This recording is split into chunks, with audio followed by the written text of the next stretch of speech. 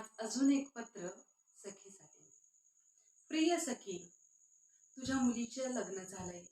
अगदी थाटामाटात तू तिला सासरी पाठवलंस. मग तिच्या संसारात 24 तास का डोकावत असतेस? तिचा संसार तिला करू दे. सखी, तुझे तुझ्या मुलीवर खूप प्रेम आहे. तुझे लाडके लेकरू आहे ते.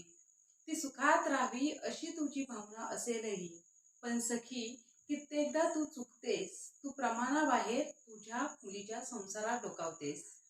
सकाळी उठल्या उठल्या ते रात्री झोपेपर्यंत तिच्या घरातील इतिवृत्त तू फोनवर घेत असतेस.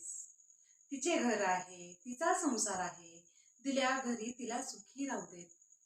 तिच्या परी तिला तिच्या सासरच्या माणसांना आपले म्हणू देत. तू तिने काय खाल्ले, काय जेवण केले हे विचारून तिच्या घरच्यांचा अपमान करत असतेस. 2 वेळचे पोटभर जेवेल तुझी मुलगी इतके तिच्या सासरी आहे ग. तेही लोक कष्ट करतात. माहेर इतके चोचले नसतील, पण पोटभर जेवेल तुझी मुलगी इतके तिच्या सासरी नक्कीच आहे ग. तिला तू सासूचा आदर करायला सांगायचा तर तू कंबर कसून सासूच्या चौकशीत असतेस. नंदेला बहीण मानायला सांगायचे तर तू मुलीला सांगत असते तिचा तोरा सहन करू नकोस. सखी, नणंद असली तरी ती त्या घरचे लाडके लेकरू असते, तुझ्या मुलीसारखीच. तू नेहमी तुझ्या मुलीच्या घरी मोठेपणा दाखवण्याचा प्रयत्न करतेस. मोठ्या मोठ्या साड्या, गिफ्ट्स देत असतेस, दागदागिने देतेस. तू सवय लावतेस, मग सासरची लोकही सोकतात, त्यांच्या अपेक्षा वाढतात. चुकतेस तू सखी.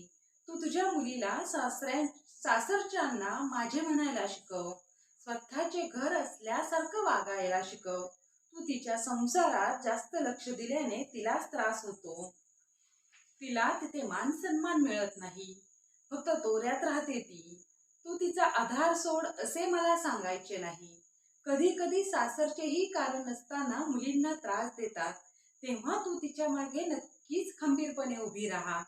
अवास्तव मागण्यांना तू नकार दे. मागण्या पूर्ण करण्याआधी तू स्वतःच्या अडचणींचा विचार कर. सासरकडच्या मागण्या पूर्ण केल्या म्हणजे तुझी मुलगी सुखात राहील असे काही नाही.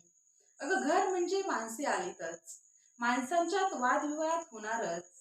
पण मुलीला समजून सांग, घरातले वाद घरातच मिटवायचे असतात. ते चव्हाट्यावर आले की लोकांचे हसू होते आणि लोकांना हेच हवे असते. सखी, तू तिचा आधार हो, पण तिला पंगू बनवू नकोस. तिला बानगुळासारखे वाढवणे सोड. तिला तिचा वटवृक्ष होऊ दे.